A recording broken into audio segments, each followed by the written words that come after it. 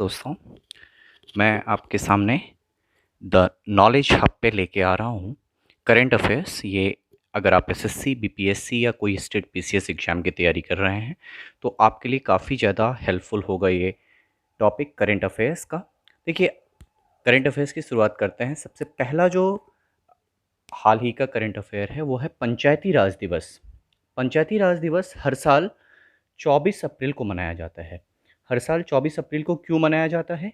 तो भारत का 73वां संविधान संशोधन अधिनियम 1992 के द्वारा भारत में पंचायती राज व्यवस्था को संवैधानिक अधिकार प्राप्त हुआ।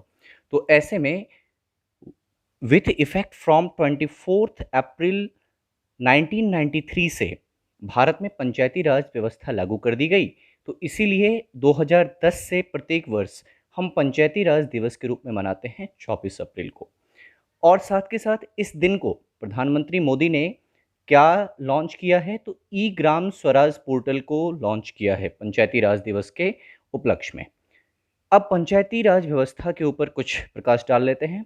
तो संविधान के भाग 9, जो भाग 9 है संविधान का, उसमें पंचायती राज व्यवस्था की बात कही गई है।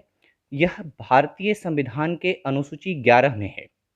भारतीय संविधान के अनुसूची 11 में है और जिसके अंतर्गत 29 विषय हैं। मतलब पंचायती राज व्यवस्था में कितने विषय हैं?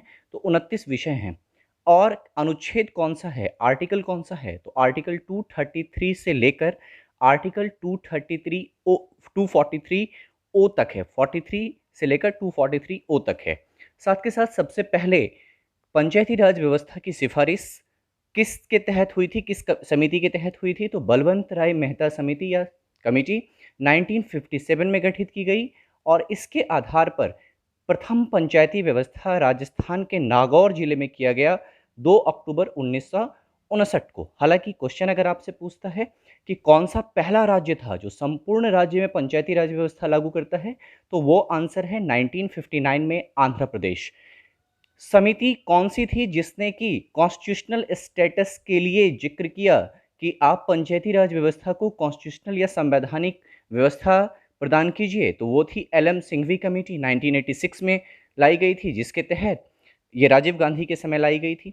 नेक्स्ट जो दूसरा करंट अफेयर है वो है चीन का मंगल अभियान। देखिए, आपको पता होगा कि भारत ने भी मार्स ऑर्बिटल मिशन, जिसको मॉम नाम से जाना जाता है, 2014 में लॉन्च किया था। आप 2000 के नोट पे अगर देखेंगे तो आपको मॉम दिखेगा, भारत अभियान दिखेगा, मंगल अभियान।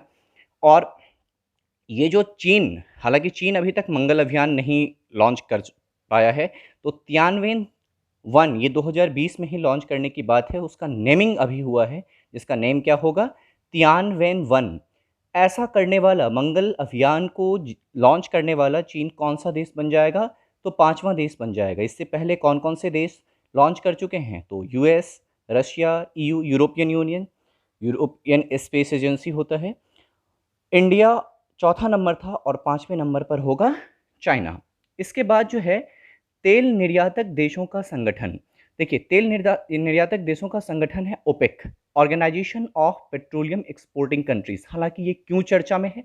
तो आजकल आपको पता होगा कि कोविड-19 के कारण, जो कोरोना वायरस है उसके कारण बहुत ज़्यादा हालात खराब हो चुके हैं तेल निर्यातक देशों का, क्योंकि खपत काफ़ी ज़्यादा कम हो गया है। तो ऐसे में इस ओपेक के साथ ओपेक प्लस में रसिया जुड़ता है। ओपेक प्लस में रसिया जुड़ता है और अब सुपर ओपेक की बात हो रही है। क्यों? क्योंकि यूएस भी आपको पता होगा कि बहुत बड़ा तेल उत्पादक देश है। तो ऐसे में OPEC plus Russia plus US को क्या कहा जाता है?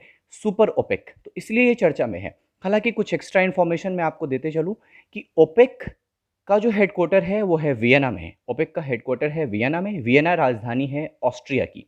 वियना राजधानी है ऑस्ट्रिया की। हालांकि ओपेक में 15 देश हुआ करते थे, लेकिन 2019 में कतर ने इसको छोड़ दिया 1 जनवरी 2019 को, और 1 जनवरी 2020 को